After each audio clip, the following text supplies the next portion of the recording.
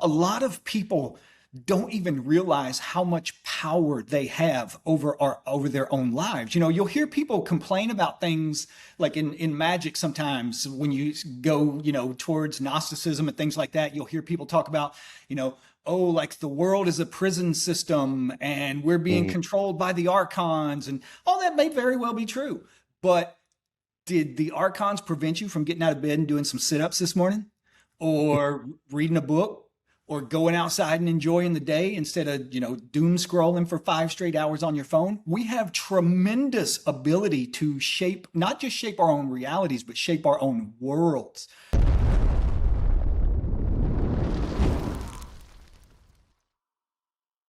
Welcome to the Reality Revolution. I am so excited. I've been beyond excited all weekend to finally talk to the one and only Damien Echols. I've been trying to talk to him for years now. My guest today has walked through a kind of darkness most of us will never have to face and came out the other side as one of the most compelling voices in all of literature, an amazing writer, and an incredible voice in modern magic. Damien Echols spent nearly 18 years on death row as one of the West Memphis Three, wrongfully convicted, much of it in solitary confinement. Inside that cell, he didn't just survive, he built a spiritual practice that transformed him. Since his release in 2011, he's become a New York Times best-selling author and a leading teacher of high magic, a ceremonial ritual, and the alchemy of turning suffering into power. He is the author of Life After Death, High Magic, Angels and Archangels, and Ritual, and he has an amazing new book that we're going to talk about, The Alchemy of the Broken Blade.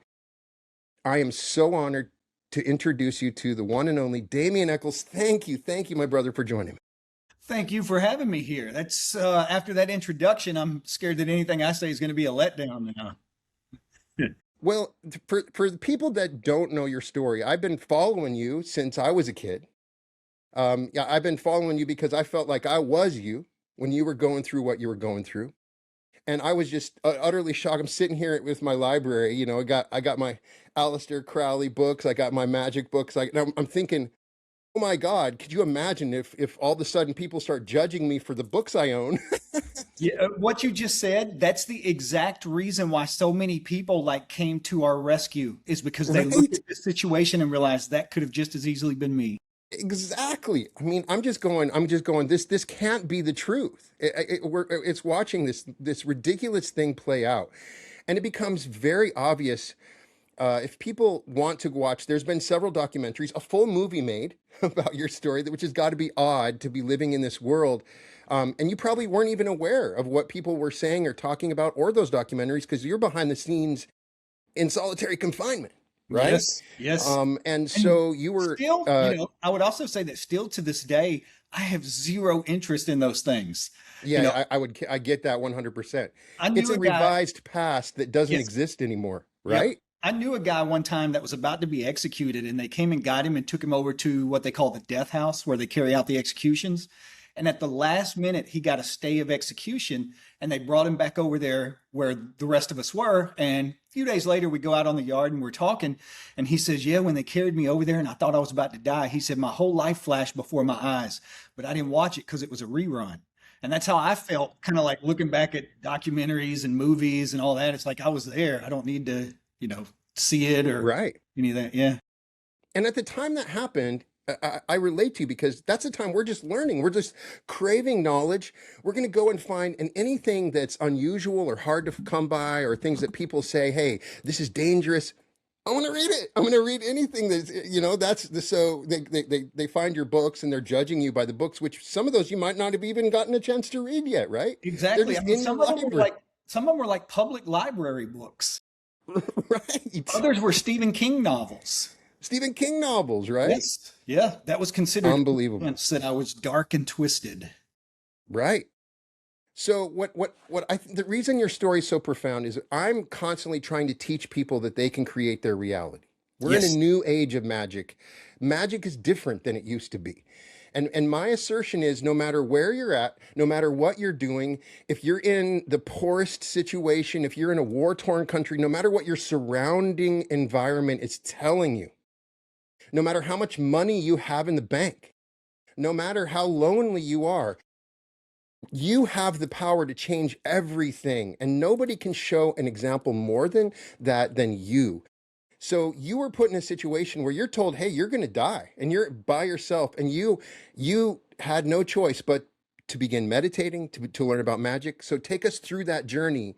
Right now in the world, it's just no matter what people are doing, no matter what their situation, how difficult it is, and no matter how much money they have in the bank, people can look out in the world and say, "Oh, my life sucks. It's never going to be better because of what I Yes, see around me," yes, and yes, we yes. can overcome that, right? Yes, absolutely. And it's one of those things where a lot of people don't even realize how much power they have over their own lives. You know, you'll hear people complain about things like in magic sometimes when you go, you know, towards Gnosticism and things like that, you'll hear people talk about, you know, oh, like the world is a prison system and we're being Mhm. controlled by the archons, and all that may very well be true. But did the archons prevent you from getting out of bed and doing some sit-ups this morning, or reading a book, or going outside and enjoying the day instead of, you know, doom scrolling for 5 straight hours on your phone? We have tremendous ability to shape, not just shape our own realities, but shape our own worlds. That was what saved my life, not only when I was in, but also whenever I got out. You know, when I first arrived on prison, a guy that would eventually be executed, he told me, he said, you can either turn this place into a monastery and work on yourself, or you can sit in here and you can go insane like the rest of these people are doing. And that was what I did. I turned my cell into a monastery. And, you know, people don't understand this a lot of times because it is a hellish environment, a hellish situation, especially when you know you're not even supposed to be there in the first place. But by the time I walked out of prison, I didn't even think about the fact that I was in prison anymore. You know, I would spend entire days would go by, like 3, 4 days, when I didn't even think about the fact that I was in prison, because I had created a world for myself where I continued to grow and explore and work on myself in every way that I could possibly do. And that was what I kept my attention focused on. But then skip ahead, when I get out, you know, what I did in there was kind of like, think of prison as almost like a void, you know, especially when you're in solitary confinement. There is no structure. You know, noon is the same as midnight. Christmas is the same as the 4th of July. You're just in this vacuum. And unless you fill that vacuum with something like constructive and productive ways of working on yourself, then you are going to degenerate and deteriorate and eventually fall apart.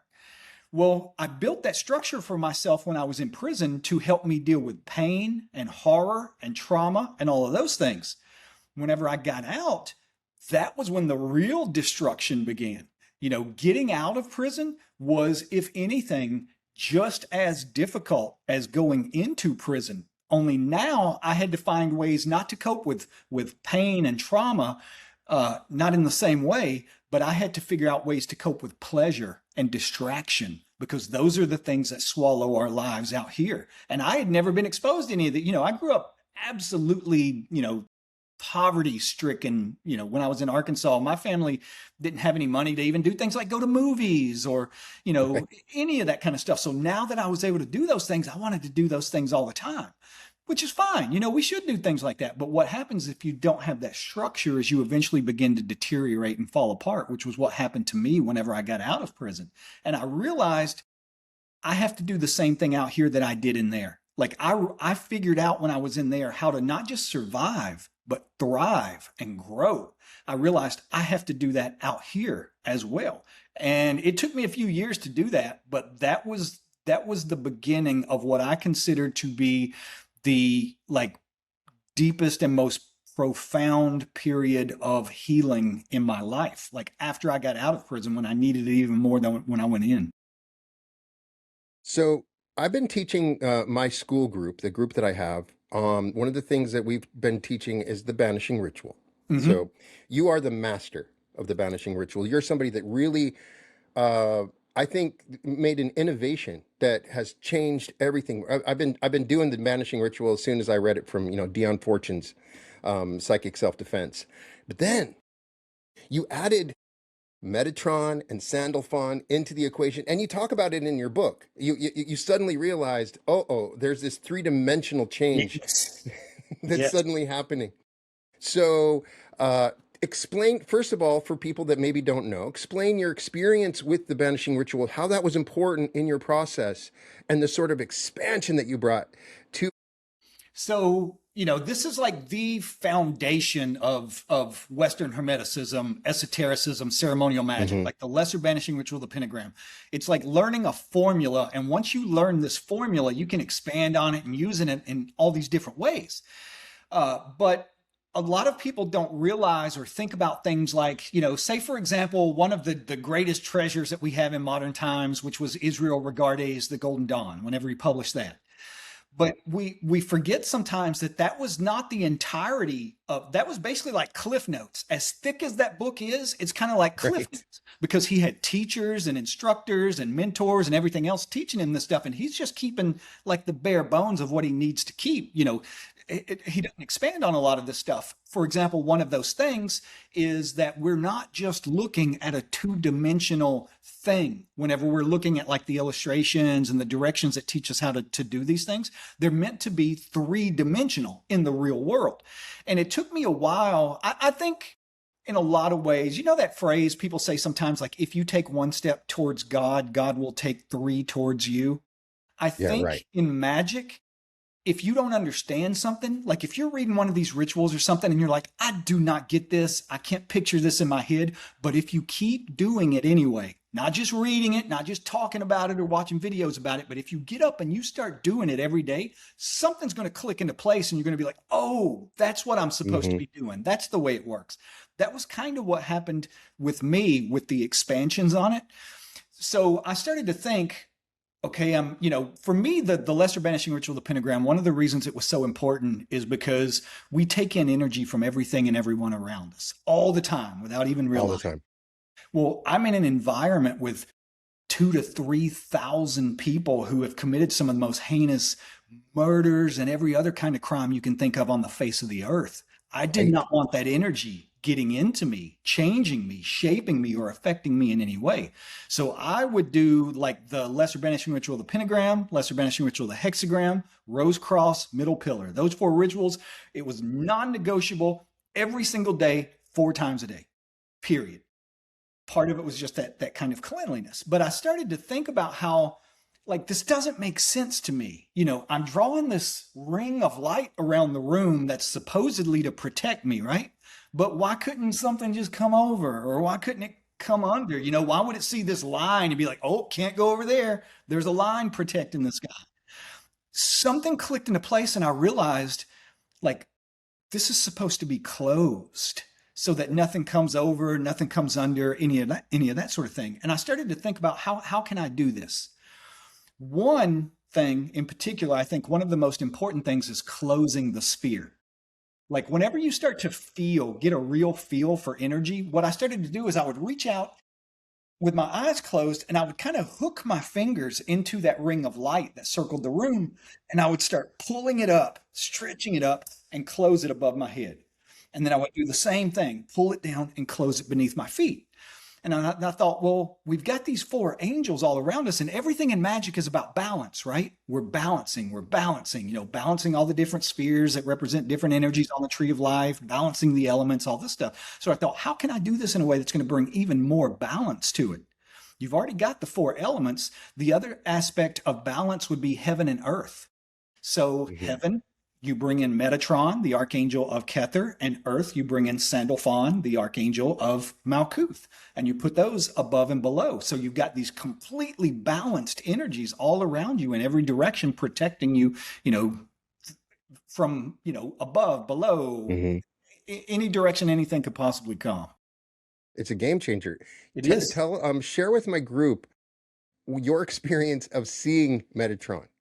When So, you actually saw Metatron when you did that a few times, right? well, eventually, what the first time I ever saw something, it would have been Zafkiel, the Archangel of Banah. And so, I think everybody goes through the stage in the beginning when you first start practicing magic where you are asking yourself, is anything really happening here or not? Is this just Hmm. mental Right. masturbation, or is something really taking place here? And I started after I realized, oh, you can add more angels to this. Sandalphon and Metatron, I started thinking, then I'm going to add the other angels from the Tree of Life. So there's 8 more. I started putting them in all 4 corners in between the 4 cardinal directions, 2 more above and 2 more below. Whenever you start doing that, it is like pouring jet fuel on this process. Like people still have this like really superstitious kind of way of understanding this stuff. Like they think if you can invoke this angel and you can perceive that it's there, then it's actually an angel. Like it's what we read about in the Bible as an angel.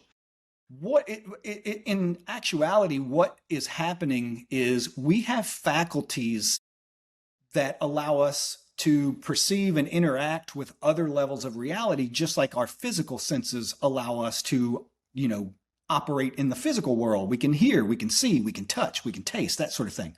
We have like mirrors of those faculties in our energetic system, but for most people, they are completely withered up, not working, atrophied. It's like somebody who has never done a day of any kind of exercise in their entire life. What happens the more you do this, the more you're starting to work with those things, use those things. What happens is you start to perceive on these other levels of reality. So I'm invoking all of these angels. Suddenly, there's no way that I could ever articulate this into words, but I knew suddenly to the core of my being, there's something here.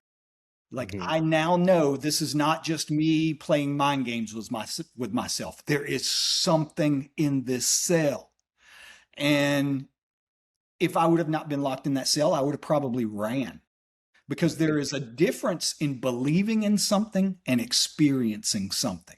You can believe in things all you want, but whenever you come face to face with something, it changes you to the core of your being. In that one moment, I realized and understood I don't know shit about reality, about how this world works, about what I'm doing with this stuff. Like, this is real. Something is happening here. And it lit a fire, even though it was kind of terrifying. It's why in the Bible, every time an angel appears to somebody, it says, be not afraid, because it's scaring them, because it's something that changes you to the foundation of your being. But it also makes you hungry. It makes you want more. It makes you want to know, okay, if everything I've been told about the nature of reality my entire life is, half true at best, then what else is out there? What else don't I understand? What else don't I know? And it lit a fire in me to understand this stuff that just consumed me for years. It's interesting going back and reading about the history of magic, and the thing that really struck me when I read the Confessions of Aleister Crowley. Now, I haven't shared as much in my group because whenever I even mention historically, I did an episode on Dion Fortune, and I mentioned, she actually interacted with Aleister Crowley. I get comments. People are freaking out. Like, Brian, what are you doing talking about Aleister Crowley? It's obviously a very triggering issue for people to talk about him. Some of his stuff is mean. There's a certain like meanness to some of his writing, but it's also just completely fascinating, the life that he lived and the things that he done. What is your perspective on Aleister Crowley? I think he served a purpose. A lot of times in modern day magic, when people hear about magic, that's usually going to be the first name they hear of. Before you ever hear of McGregor Mathers or Dion Fortune or any of those things, you're probably going to hear of Aleister Crowley. So I think he provides like an entryway for people who are just not happy with what they've been given their entire lives, like their parents' religion or their society's religion, and they feel kind of, I don't necessarily mean this in a bad way, but I don't know how to say it. I think he appeals to people who are kind of in that state, no matter what age they are, of teenage rebellion. And, Teenage rebellion. A lot of people never leave that. He was essentially that, a teenage rebel, right? Yes, exactly. Yes. So I think he served a purpose, but I don't think the average person can even understand what he's written until you've spent a long, long time, like not only practicing the ritual work, but like reading everything you need to read and having all the life experiences you need to have and everything else before you even have the key to unlock what he's talking about. So I don't, generally speaking, I don't recommend him to people either. Right. You Yeah. know, to anybody, and not even necessarily because of like the dark, gothy thing surrounding him, but I just don't think most people are going to get very much out of it. And I think he was deliberately provocative sometimes, like Hmm. writing in a way where he knew it was going to be deliberately triggering to certain people. Which did a disservice to Magic, I think, largely for Yes. several decades because he got associated with Magic in general. I'd love to get your as I did a deeper dive on Enochian magic and learned about John Dee and Edward Kelly, and Edward Kelly was sort of this dude that was a sort of a scamming John Dee. At least it appeared that he was that. He's like he's like reading the scry. He's like, and you have to let me sleep with your wife. Like at one point. So there's some questions about Enochian magic, but I know you've done a lot of work on angels and archangels. So what's your perspective on? It's one of those things kind of like Crowley, to be honest. I'm not really super fond of it just because, like the Golden Dawn system of magic, like with all the Hebrew and all the familiar Right. stuff, like all the pentagrams and everything, there's something very familiar about it. There's something warm about it. We're working with archangels and we're vibrating Hebrew names of God and all these different Hmm. things. When you get into Enochian, to me, it always just felt very cold and detached and pulled away. Hmm. It is an effective system. There is, um, have you ever read that book by Jason Louv called John Dee and the Empire of Angels? I got to put it on my list. Highly, highly recommend it. I mean, this is a thick, thick book. It's like a phone Hmm. book, but he goes into every aspect of their lives, and it's kind of mind blowing, like the impact that he had on culture and society. John Dee was the original 007, James Bond. Right. He Hmm. was, like a spy for the Queen. But the reason I say I don't like to talk about a lot of these things anymore, just because I used to talk about it all the Yeah, time. And yeah. the more woo woo you talk about I with can't people, help to ask you though. the problem became, I think, the more people completely abandon anything that's logical and realistic and is actually helpful in the physical world, and they use the woo-woo aspects of this stuff as escapism, which is, I think, that happens more often than we realize. But I have to talk about the woo-woo a little bit here. I have to Please, just I'm all about the woo woo. okay. You're in a woo woo safe place. Okay. So when you're advancing up the tree, if you look at either, the other system that Crowley was notorious for being part of, the AA, or if you look at the Golden Dawn, the grade structure system of both of these systems, if you go deeply into it, what you find is there is a task associated with a task or an experience that's associated with each sphere on the tree of life as we're making our way up it, that lets you know that that's where you are. Like, think of it as a map, and these experiences are like mile markers that show you where you are on the map. And in the Hmm. beginning stages, like the lower rungs from Tippereth on down, it's like these things. Tippereth is where it starts to get interesting, like with the attaining the knowledge and conversation of the Holy Guardian Angel, that sort of stuff.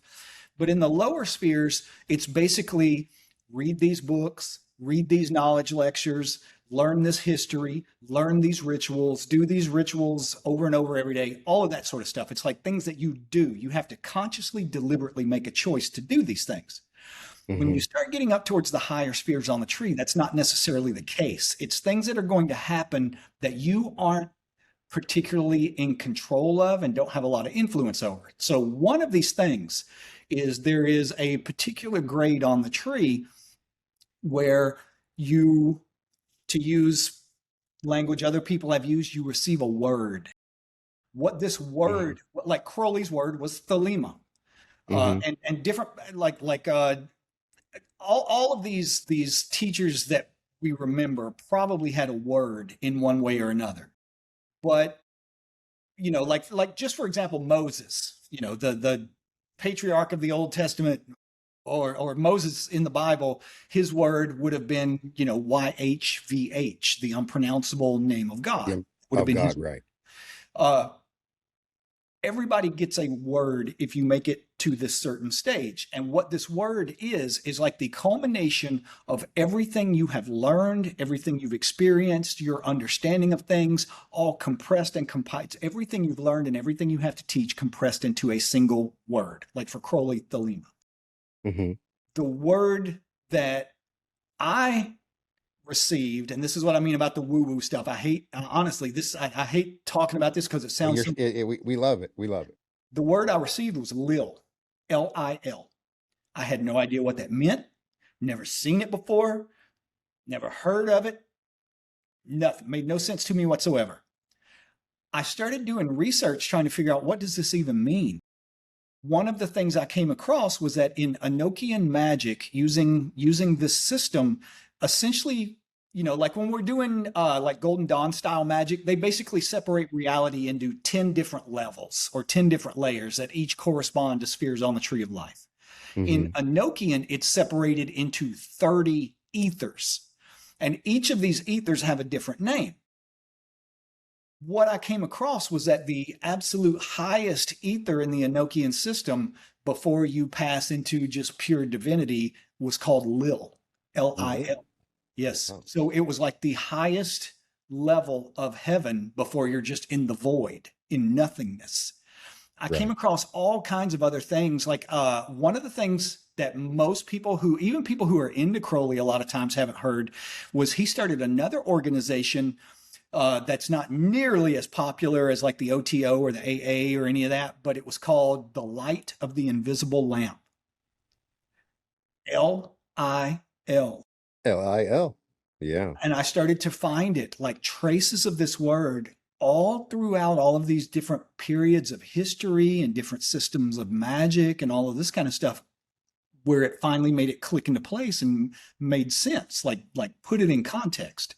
And I forget why I'm even talking about this. Like what we No, no, started. I Oh, love it. Enochian. Yes, Enochian. Yeah, yes. So Enochian, that yeah. I thought it was very, very odd that the only thing I know about Enochian up until that point was the small amount of it that you do whenever you're doing the supreme invoking ritual of the pentagram, where you're vibrating not just the Hebrew names, but now you're doing Enochian and Hebrew names together.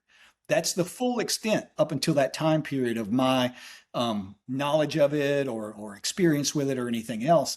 But I found it, it's just one of those things that when you hear that, like Lil is the highest level of this system, you realize this isn't just coincidence. I can't prove this to anybody. There's nothing I could ever show that's going to concretely prove that even what I'm saying right now is true.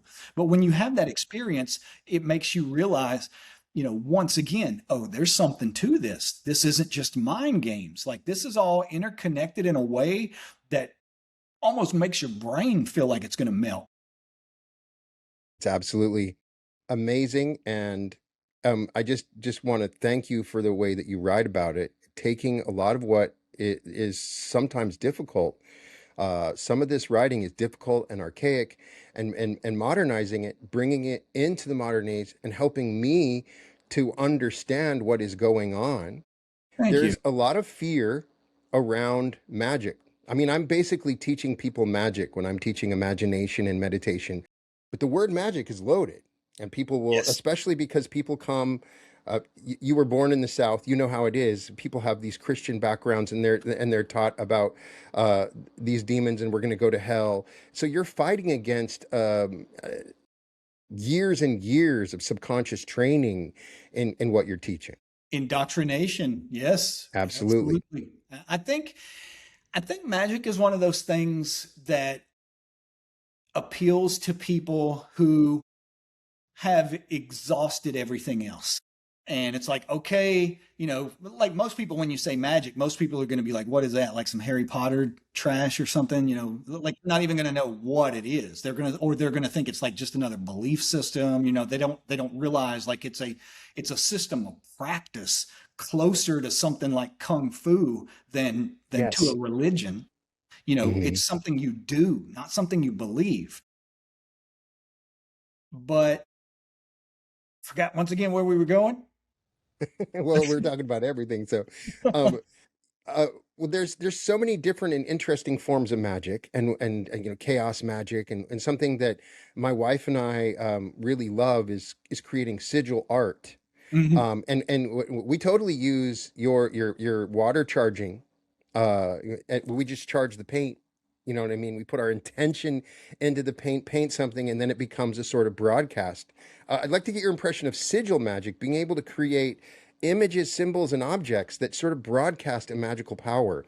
And I'd love to get your impressions of sigil magic. I know you've worked with other magicians that are really good at that too. Mm. So that was a really big part of my practice for a long time. Like I even still to this day, I have them tattooed all over my body.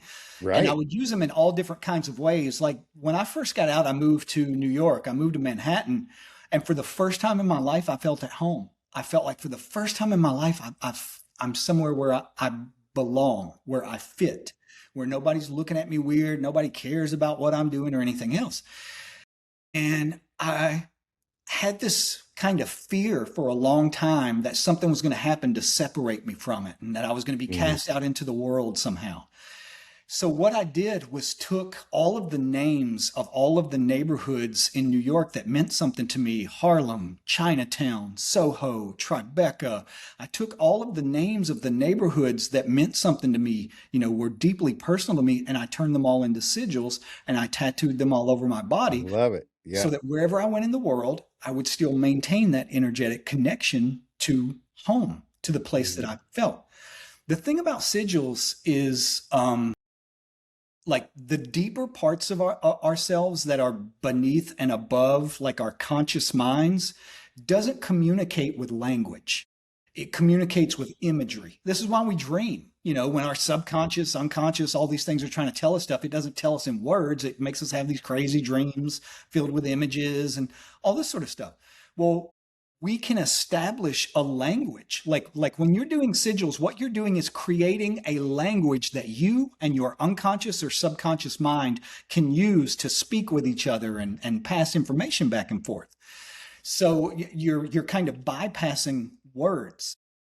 Ultimately, there's no difference in like using sigil magic and doing the lesser banishing or lesser invoking ritual, the pentagram, because it's still a symbol. Like when you're drawing those pentagrams, when you're doing that ritual, I mean, think about what Hmm. you're doing. Like when you're drawing, when you do the invoking ritual of the pentagram, and you know how when you invoke, you start at the top and you draw down here. So each of those four points of this pentagram represent one of the elements plus spirit above, right? So when you draw this pentagram, what you are symbolically doing is draw. And okay, so spirit is here, earth is down here. You are symbolically connecting heaven to earth.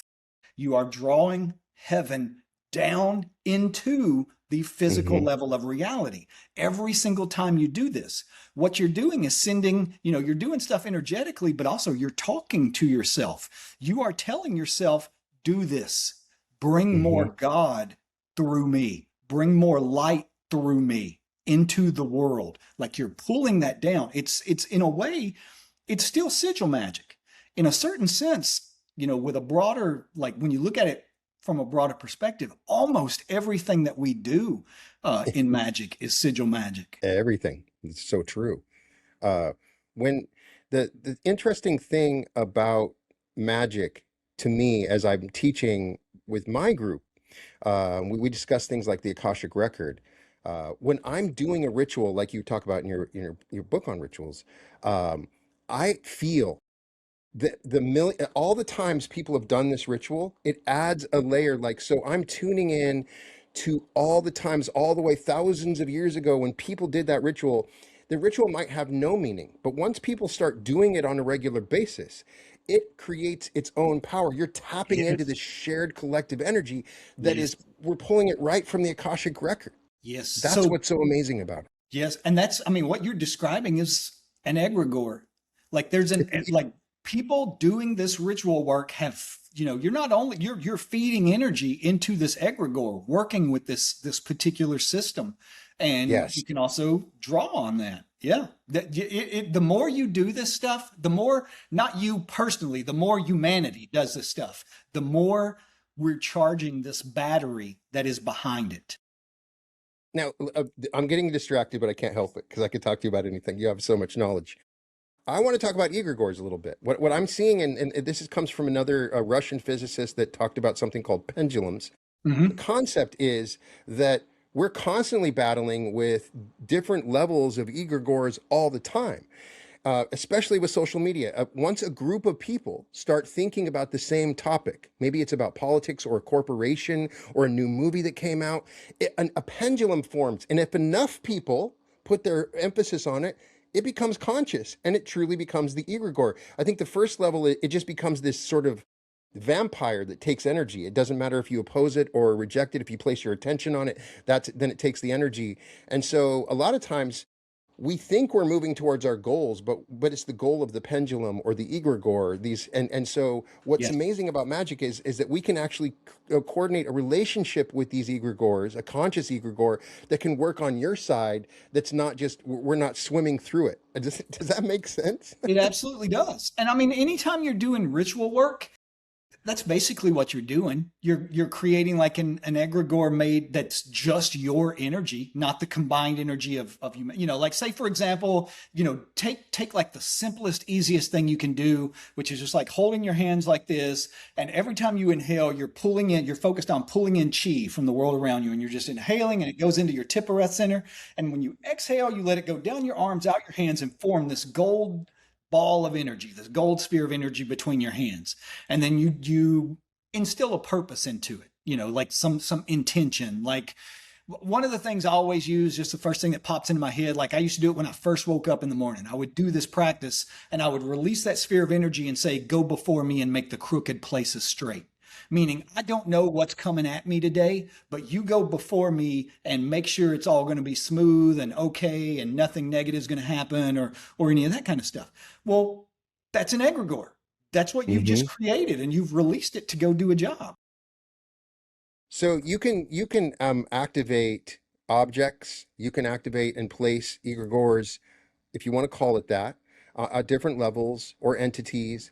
You can activate objects so they can utilize that as a focal point of power and amulets and things like that, correct? Yes, yes. Or even almost as like think of it as like a home.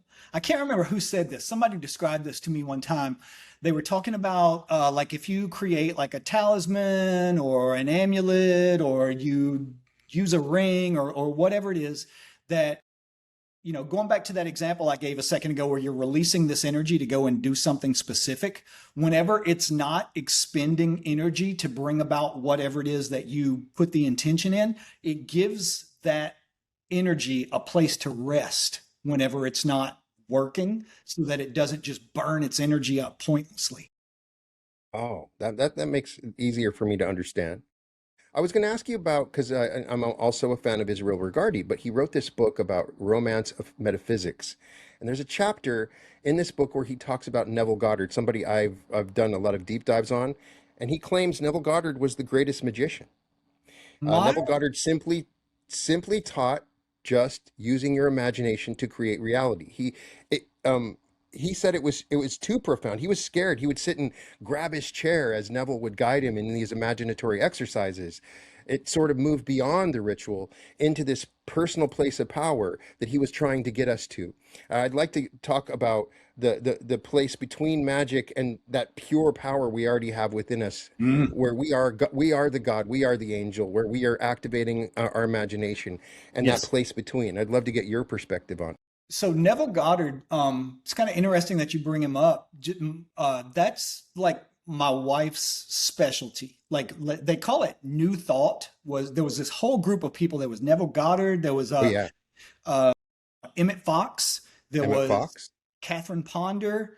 Hmm. Um, few other ones, Napoleon Hill, like all these people.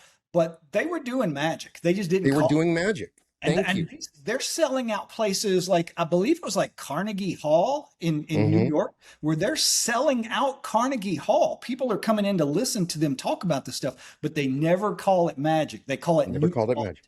And they say that ultimately we create our experience of reality through the way that we think, and that by changing the way you think, you can also change the way you perceive, experience, and interact with reality. It absolutely was magic, but there's no ritual involved. There's Exactly. no, secret words or secret, anything that goes along with it. It was just like, if you do A plus B, C will be the result. The interesting thing is when you look at the old ritual magic, it was actually working to improve your imagination. Hmm. Even Carl Jung was saying that even with his clients, that it helps us to work with archetypes first. Hmm. It brings about subconscious parts of ourselves just going through the process of the ritual and the sort of play that we confront with it. It I'm what I'm doing, I'm like, why am I doing this? And then you start to realize it's bringing about something subconsciously within me, and it's enhancing my ability to use my imagination, right? Yes. And if done correctly, if, most people won't ever reach this stage just because, to be honest, they're not really applying themselves in a lot of way. But if you truly integrate this work, this ritual work, and these systems into your psyche, into your energy system, into your being, you're not going to be doing them forever. Like the way that people mistake the vehicle for the destination. Magic is a vehicle. That's all it is. Magic is a Hmm. vehicle, one of many that can get you to a destination. The Buddha called it burning the raft. He said even like the techniques of Buddhism. He said like imagine you're walking and you come to a river, and to cross this river you have to build a raft. So you build a raft and you use it to cross the river, and when you get to the other side of the river, you take the raft and you strap it to your back and start walking through the across the land, because the raft saved you. It helped you at one point. It did what you needed it to do. So you hang on to it forever, even though you're not in the same situation or circumstances. He said, burn the raft. Like ultimately, you want to reach a place in magic where, me and the guy that I do, I've been doing, we call our school Magnum Opus. Me and one of the people that I've learned a tremendous amount Hmm. from in my life. We co-teach these classes, and one of the things that we always try to get through to people is like, as you progress through life, if you're doing this stuff correctly, the way you do it should change. You'll still be doing the same things to yourself that you were doing when you were working through the magic systems, but it will take different forms. Now things like drawing pentagrams in the air, or all the old school classical things that we think of when we think of magic. A lot of people now are kind of stunned when I tell them I have zero interest in this. This interests me about as much as, listening to a lecture on, obscure tax laws, that sort of stuff. You should reach a point in your life where you continue doing this work, but you do it in different ways. Does that make Thank you. sense? Absolutely. I think it's a constant evolution. The Yes. other aspect I'd love to cover with this, because magic itself, the world and the woo that we're talking about, 20 years ago, we might perform a magic ritual or we might imagine something, and then we will see the results of it long time. There was a slower period. And I feel like the world has changed. The Hmm. magic is back. The magic is back. Consciousness is different. M- Magic is different. So when I perform a magic ritual, or if I in some imaginative function, I'm seeing my reality created much faster, and the magic works more efficiently. I What mean, is your feeling? think about language you hear people use now that you didn't hear them use, like, say, 30 years ago. Like, this Hmm. struck me. I was walking down the street one day, and there were two people walking in front of me, and I heard them having a conversation, and they were talking about, I can't remember if it was a person or a place or whatever, but they were talking about the vibes that this person or this place gives off and how they didn't like being around it. And I started thinking, they don't realize that they're having a conversation about magic. They're discussing things like psychic faculties and energy perception and all this sort of stuff, and have no idea. They're talking about, I just didn't like the vibes over there. You didn't hear that stuff decades ago. Something about, even if not like the, the formulaic parts of it, like the rituals, even if that itself isn't seeping more and more into mainstream consciousness, like Hmm. what it's about is, like the energy of it and changing reality and all of this sort of stuff is for some reason becoming more and more mainstream. And I think the more mainstream it becomes, the more, going back to what we were talking about a while ago, about the more people who practice a ritual, the more people who believe in something, the more people who are doing whatever, they're all feeding the egregor, the intelligence behind it. I think the same thing is kind of happening with modern civilization and these changing conversations that people have and their way and how the conversations that they're having are also leading to changes in the world and in their lives. Yes, to long story short, I see 100% exactly what you're talking about. Yes. Yeah. And what's been really fun to watch is your evolution. You have a new book, and I can't wait to read it, The Alchemy of the Broken Blade. If anybody follows your Instagram, you become a badass with the sword. You got Thank some you. amazing videos. Have you been to Japan yet? Have you got, No, that's one of the oh reasons that man, I we got to get you still to Japan. keep working on this case is I can't go to Japan and I can't, like, the system that I practice is Korean and I can't Okay. even go to Korea because I still legally have this criminal record attached to my name. Right. So we got to figure out a way to use our magic to make this happen for Damien, because I think it's important. I think that uh, what it's talk about the parallels between learning how to use the blade and magic, because it appears they're very much linked together. They absolutely are. Especially like Beethoven said one time that like the highest aspiration that we could possibly have is to approach divinity as closely as we can, gather its rays, and disseminate them out to mankind. And we do this in different ways. Like people will gather the light in different ways and they will disseminate the light in different ways. Like Beethoven did it through music. Someone else may do it Hmm. through painting. Someone else may do it through writing. Someone else may do it through gardening. Like it could be done in a million different ways. One of the things that started to help me rebuild that structure of my life that allowed me to keep growing and expanding and changing after I got out of prison was martial arts. And I started off with Tang Soo Do, which is Korean karate. It's the same form of nerd out on you a little bit here. It's the same form of karate that Chuck Norris practiced Okay. and taught. He learned it whenever he was in the Air Force and got sent over to Korea during the Korean War, learned it over there. A lot of the Korean soldiers brought it back over here. You see this kind of mirrored in the TV show and the movies Karate Kid or Cobra Hmm. Kai. Like Cobra Kai is Tang Soo Do.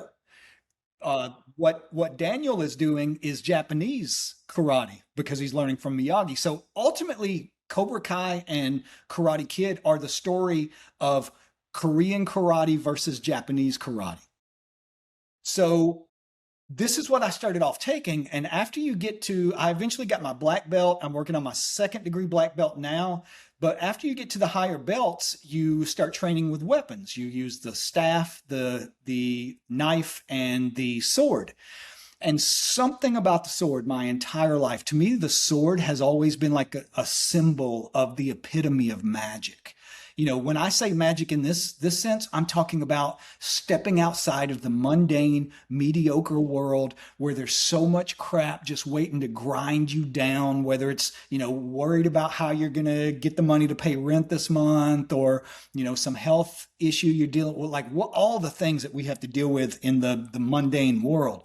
When you pick up a sword, you're not thinking about any of those things anymore. It's almost like you've made this crossover into this kind of existence that is the only word I know how to use is otherworldly. You've stepped out of the mundane, out of the mediocre, and I absolutely fell in love with the sword.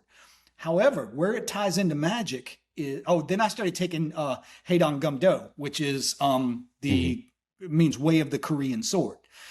And what I was going back to what I was saying a while ago about Beethoven and collecting this light, We do this through sword. Like the first thing you learn whenever you are learning sword is the Chinese character for light.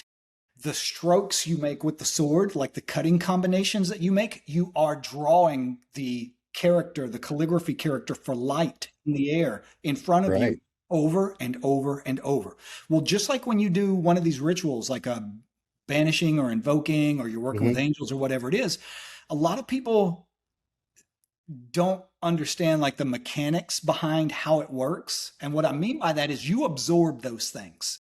Like when you, if you were to do, the supreme invoking ritual, the pentagram, and invoke all the angels from the tree of life, and then you walk out of the room, it's not like those angels are still there around that room, or like those pentagrams are still floating in the air. What happens is your aura absorbs those things, which is why it has an Hmm. expanding effect on it. It, changes the way you think, changes the way you feel, changes the way you act in the world. It's because it changes your energy system first, because you're absorbing divine energy, and then you have more in you that you can spread out into the world.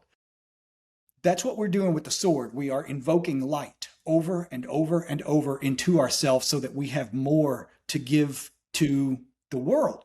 But also, when it comes to magic, a lot of people get hung at this place of like manifesting things, or having something they want, like manifesting something they want, whatever it is. Hmm. Ultimately, we to do the higher work of magic, we have to move beyond that and into like what is this stuff really for, and how do we really get the most out of it.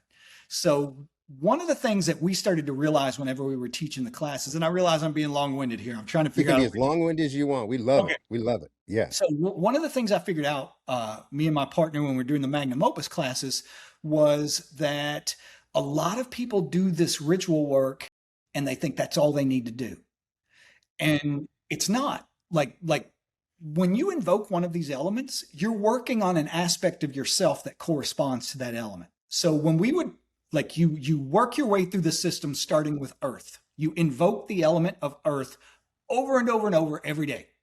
Every Hmm. single day for like a year, you're invoking earth every day. And what happens whenever you're doing this is if you don't know what you're looking for, like that's one of the things about the Golden Dawn and all these systems also, is they don't explain to you what this is doing to you. So you might Right. not even connect two things together. Like you may be invoking earth every single day for 9 months, and suddenly you're just going through your days and you're like, you know what? I really shouldn't be smoking cigarettes. I'm going to quit smoking. Or you start to think, you know what? I need to start exercising a little more. Or you start to feel like, you know what? I haven't been hiking in a long time. I really need to get out and spend more time in nature. All of those things are a product of invoking earth. What you are Hmm. doing is refining and purifying and strengthening the aspect of yourself that corresponds to that planet. So we started giving them, things to do for each element in addition to the ritual work.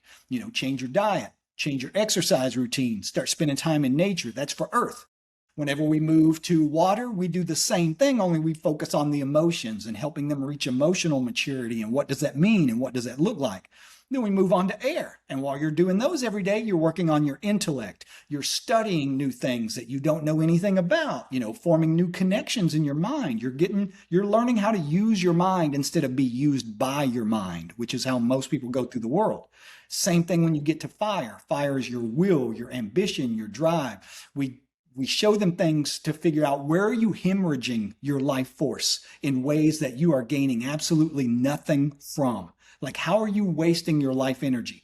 The work of fire is to prune those things off so that you're no longer just hemorrhaging this life force, and you have more to focus and channel into your will, your purpose, your goal, what you came here to do.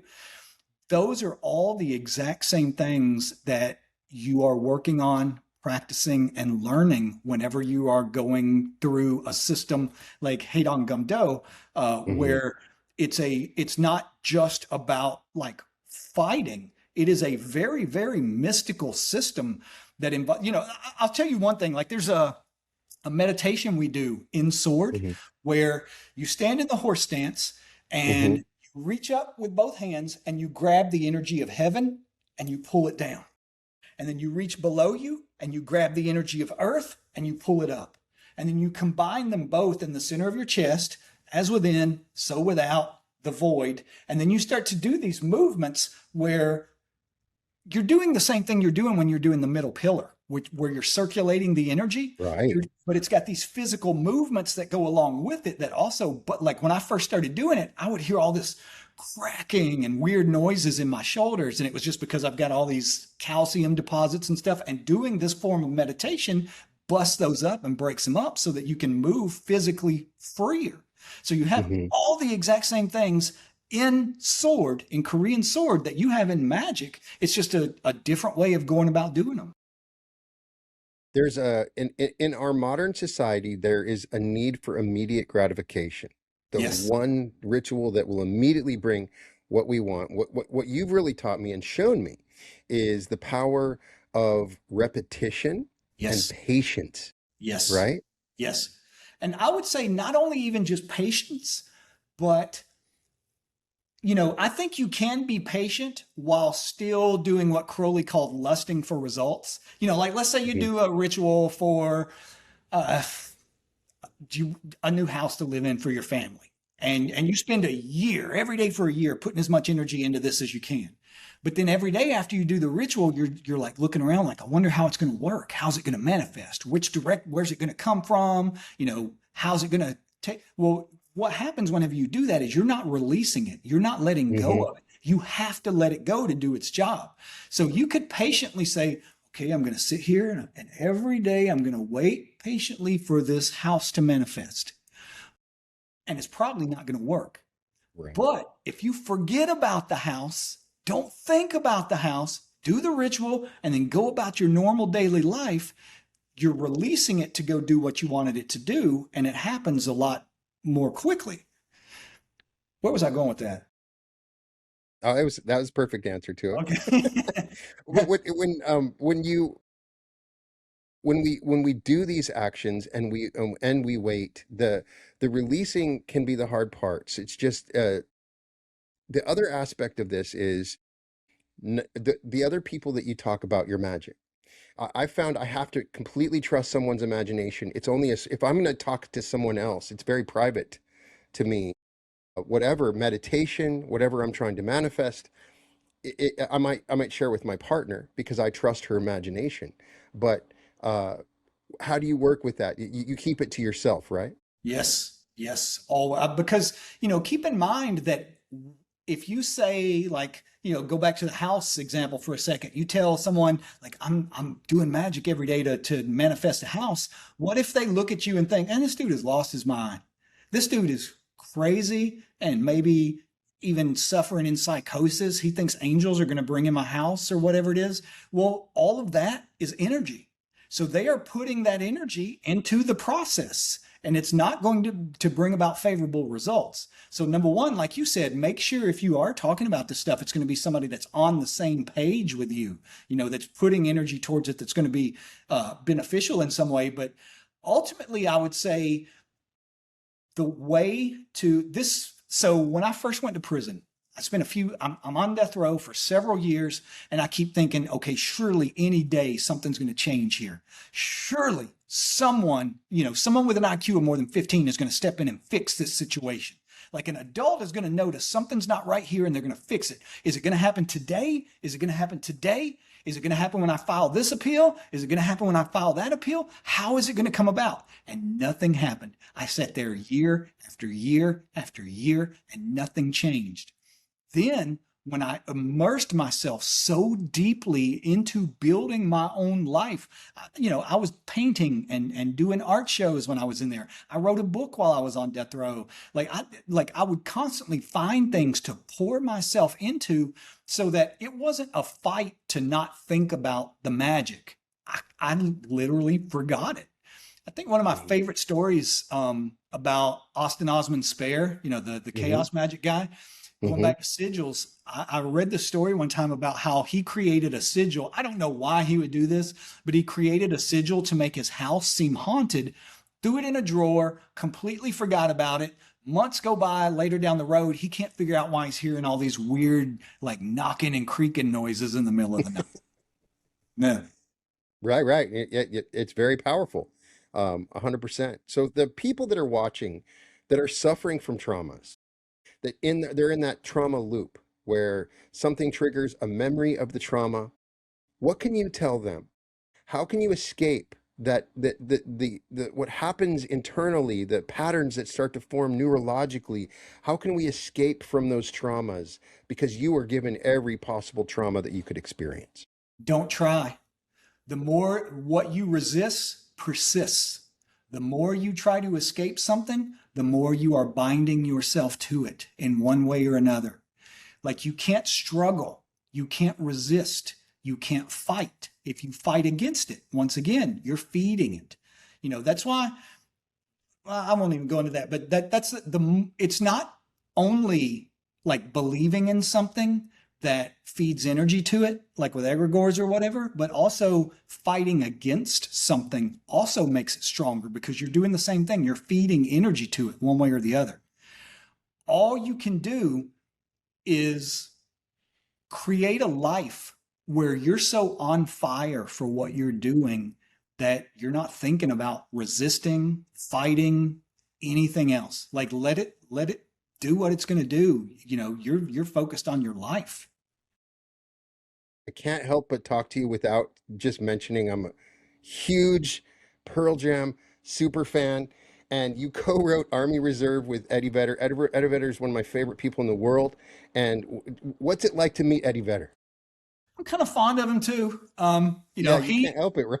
Yeah, he was one of my like most loyal friends the entire time, pretty much the entire time that I was in. He used to come visit me on death row. Amazing. He's one of those people that gives you, he's like a living security blanket. It's like when you're with him, when you're around him, everything's going to be okay. May not be Hmm. exactly perfect, whatever, but everything's going to be okay. Having that feeling in your life when you're sitting there surrounded by people who want to murder you, that is an incredibly valuable, beautiful thing to have in your life.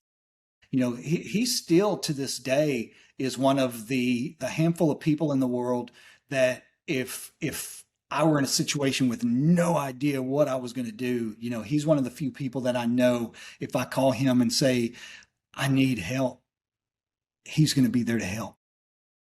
You gotta love. I mean, I've always got that impression from him, Yes. and I think I've seen you.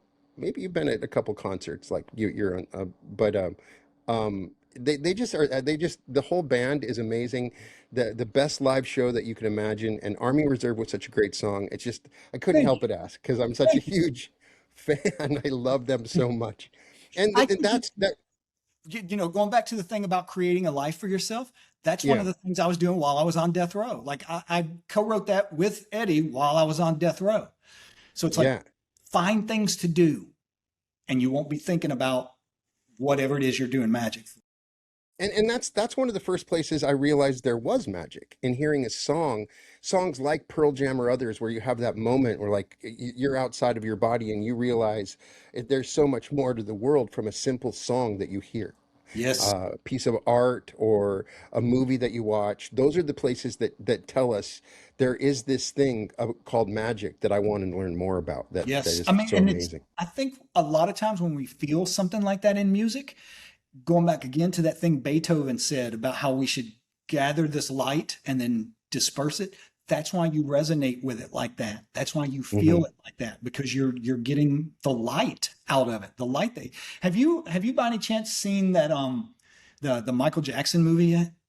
I haven't seen it. It's on the list. Is it worth watching?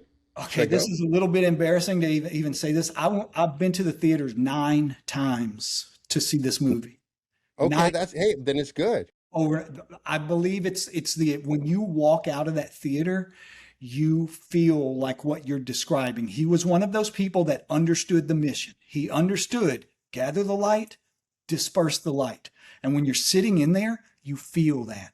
And it makes you feel a completely different way than you would if you were sitting there watching a movie, about somebody getting tortured or something. Like when you walk out of there, it feels like you've taken communion and you just think, there should be more of that in the world, and I want more of that in my life. And you go back again to get more, to get fed. It feeds you. Eddie Vedder feeds you. Michael Jackson feeds you. I Hmm. think there is a tremendous power in music, Hmm. that has the ability to uh, serve as a system of feeding us divine light.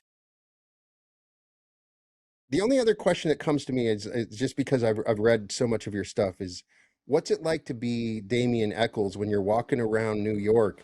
Do you see the angels? Do you see? I know that when you're intoning and connecting and tuning into angelic energies all the time, uh, do you start to see them all around you? I think you do for a while. I think you go through stages of like development with stuff like that, and I think you do for a while.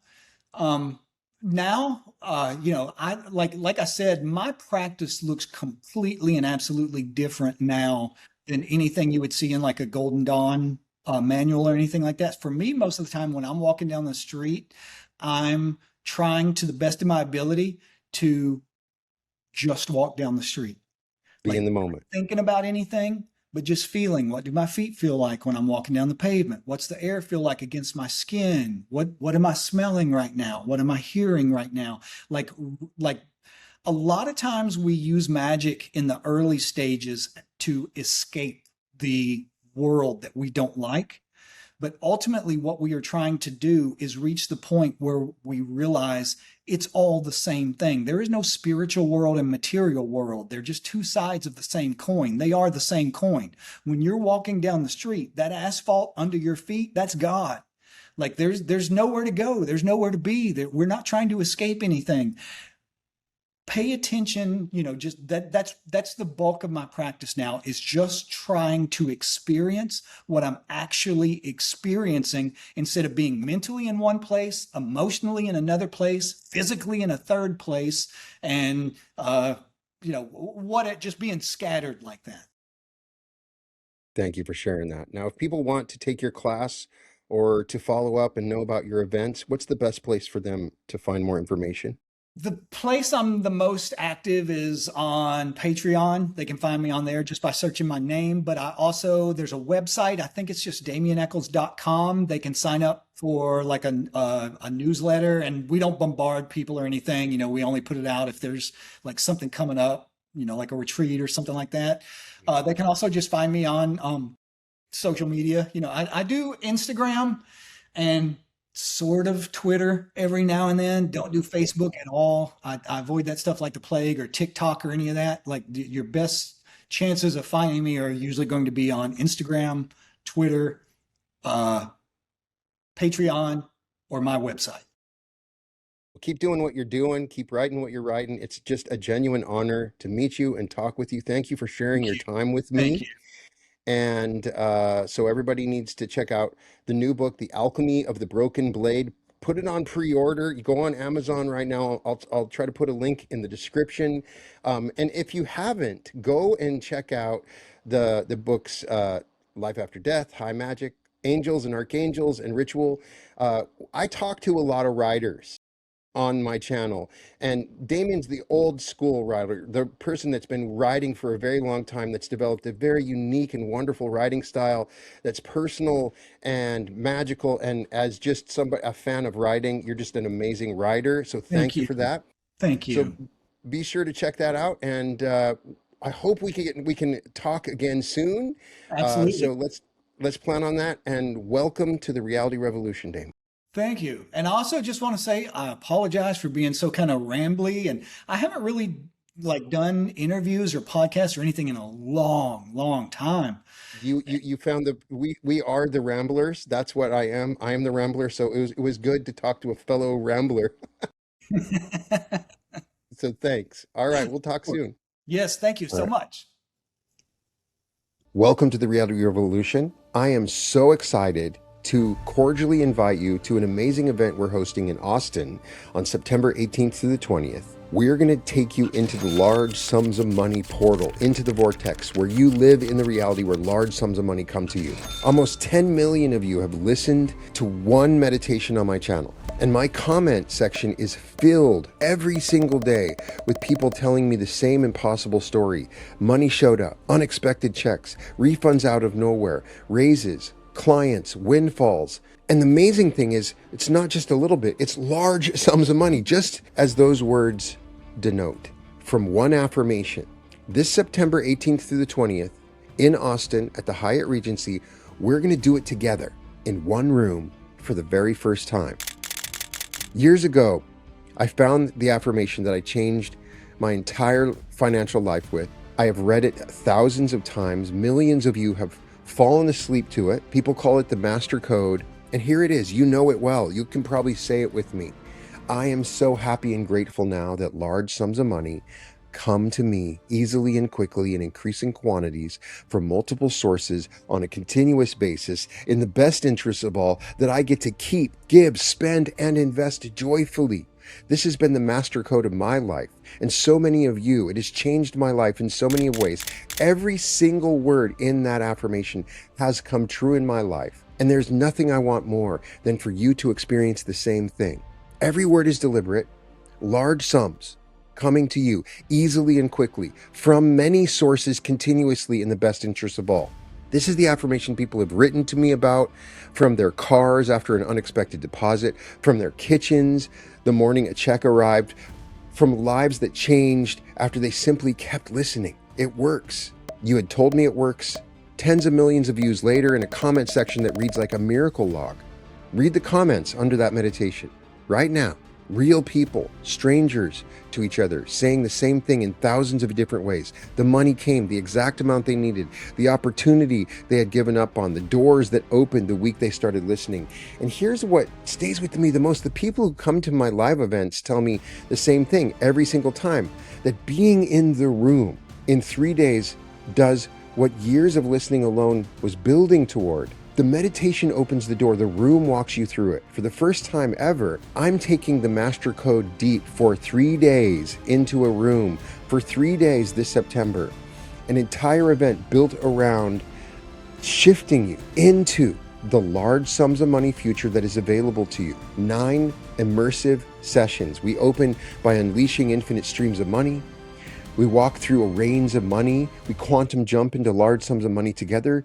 You come face to face with the wealthiest self of you in the multiverse. And we live inside this affirmation for 3 days until it becomes deeply embedded in our DNA, until it is no longer something that you listen to. It is who you are. This is the most powerful way I've ever found to transform money in a person's life, and I've only ever been able to give you a piece of it through the screen.